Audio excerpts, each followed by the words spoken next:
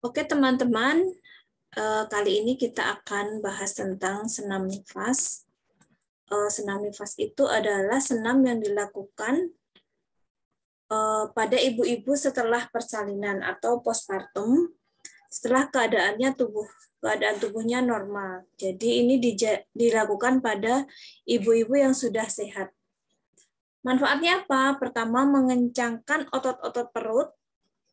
Otot-otot perut yang selama kehamilan ini menjadi kendor, jadi setelah senam nifas maka otot perut menjadi kencang, kemudian mengencangkan liang senggama, otot-otot sekitar vagina maupun otot-otot dasar panggul. Jadi ketika persalinan dan kehamilan semua otot itu bekerja keras, maka setelah postpartum atau setelah melahirkan ibu dianjurkan melakukan senam nifas. Manfaat yang lain adalah memperbaiki sirkulasi darah. Jadi ketika melakukan senam, sirkulasi darah bagus, maka rahim ibu yang sebelumnya membesar akan lebih cepat mengecil kembali atau involusi uterusnya bisa terbantu. Kemudian manfaat yang lain memperbaiki sikap tubuh setelah hamil dan melahirkan. Jadi posisi ibu selama hamil 9 bulan itu, apalagi semakin besar kehamilan, posisinya berubah untuk keseimbangan. Nah, dengan senam nifas ini memperbaiki sikap tubuh setelah melahirkan. Kemudian manfaat yang lain memperbaiki tonus otot pelvis, kemudian memperbaiki regangan otot abdomen, setelah hamil, memperbaiki regangan otot tukai bawah, kemudian meningkatkan kesadaran untuk melakukan relaksasi otot-otot dasar panggul, memperlancar terjadi involusi uteri. Ini penting sekali untuk ibu postpartum. Jika involusi uteri ini lancar, maka resiko untuk terjadi perdarahan ini juga mengecil. Kemudian keadaan umum ibu akan menjadi lebih baik dengan melakukan senam nifas ini. Kemudian pada ibu possessor, pernafasan yang dilatih, jadi kan nanti salah satu gerakan senam nifas ini adalah latihan pernafasan, maka latihan pernafasan ini dapat mempercepat penyembuhan luka. Petunjuknya, ini bisa dimulai pada hari pertama, hari kedua, sampai hari ketujuh setelah 1 minggu setelah postpartum selama 1 minggu pertama.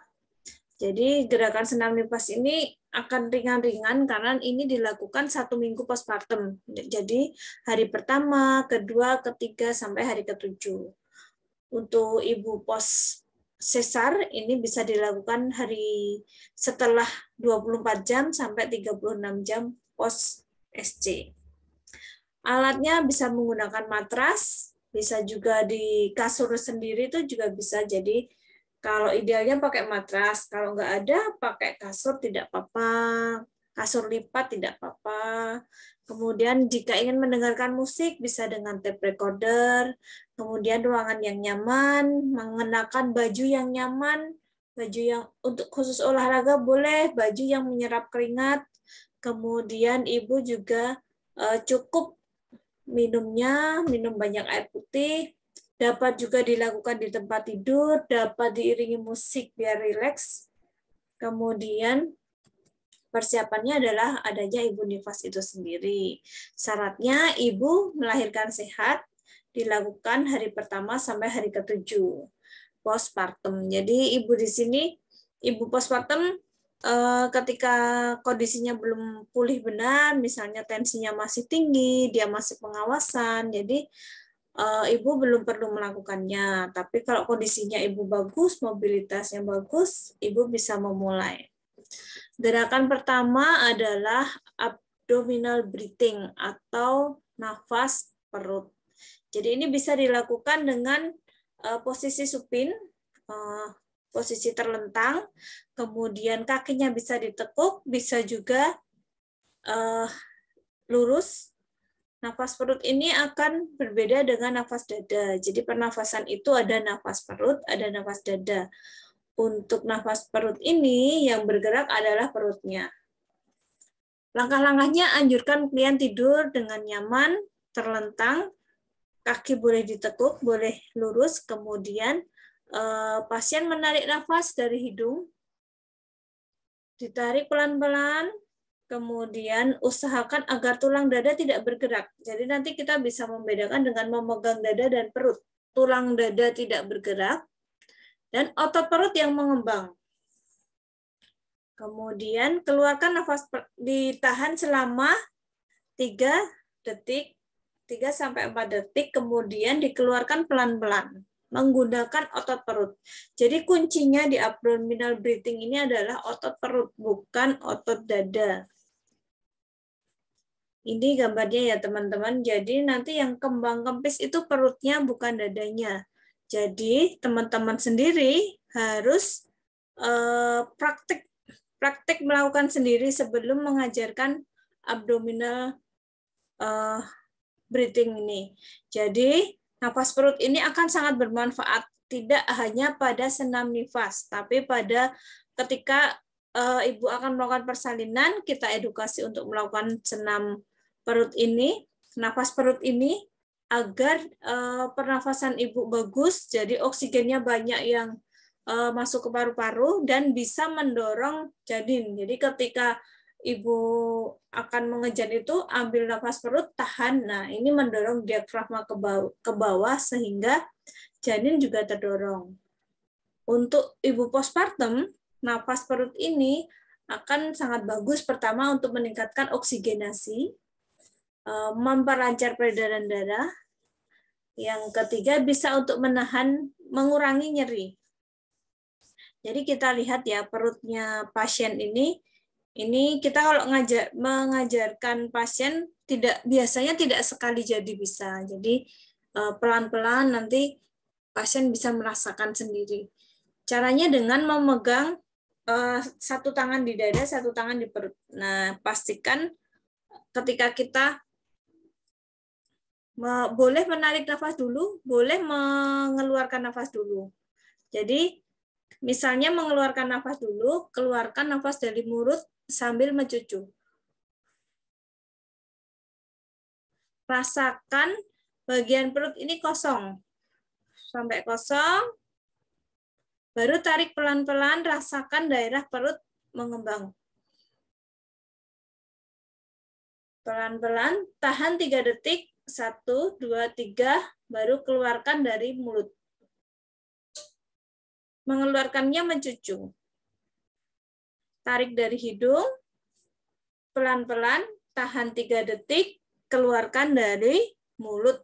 Jadi tarik dari hidung, tahan, keluarkan dari mulut. Ini dilakukan pelan-pelan, kemudian jangan lupa tahan 3-4 detik. Hal ini untuk meningkatkan pengikatan oksigen oleh pembuluh darah kapiler di paru-paru. Kemudian gerakan selanjutnya adalah mengkombinasikan pernafasan perut dengan gerakan mengangkat pelvis atau supine pelvis tilt. Hal ini dilakukan bisa dengan tidur terlentang dengan lutut ditekuk. Kemudian saat tarik nafas, angkat pelvis ke belakang dengan menempelkan tulang belakang pada matras.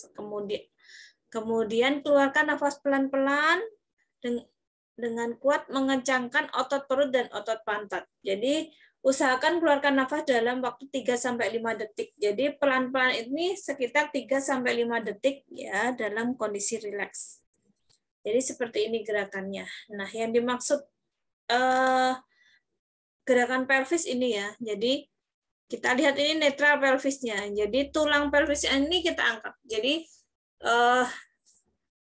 kita angkat ke atas, ke bawah, ke atas, ke bawah. Jadi gerakan ini kalau dilihat, ini kayaknya tidak berubah posisi pasien ini tidak berubah. Posisi kita misalnya kita praktek tidak berubah. Hanya ini daerah bagian bokong ini, tulangnya kita angkat ke atas, ke bawah, ke atas, ke bawah. Kayak itu. Nanti kita bedakan dengan gerakan angkat pantat.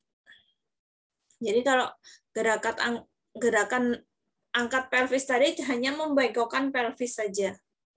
Kemudian reach for knee, jadi meraih dengkul. Jadi meraih dengkul ini bisa lutut terlentang dengan tidur terlentang dengan lutut ditekuk, kemudian tangannya meraih ke dengkul. Badan bisa diangkat 20 sampai 25 cm. Kemudian pinggang tetap di matras. Bisa seperti ini, bisa seperti satunya. Kemudian gerakan selanjutnya adalah buttock lift. Jadi gerakan angkat pantat.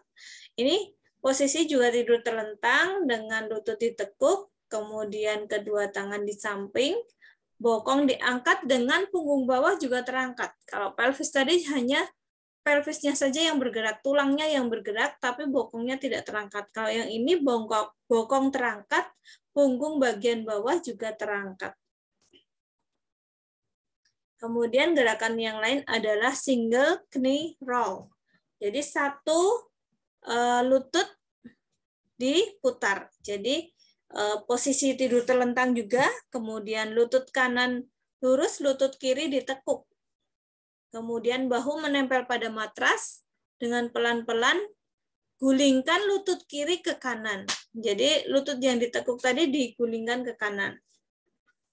Nah, ini lakukan secara bergantian ya, kanan kiri, jadi digulingkan.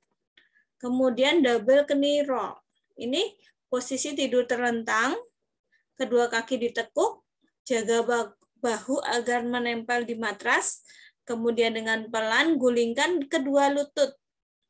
Bisa langsung ke kiri semua, ke kanan semua, bisa membuka menutup, kemudian kembali ke posisi semula. Jadi ada tadi single knee roll, ini double knee roll.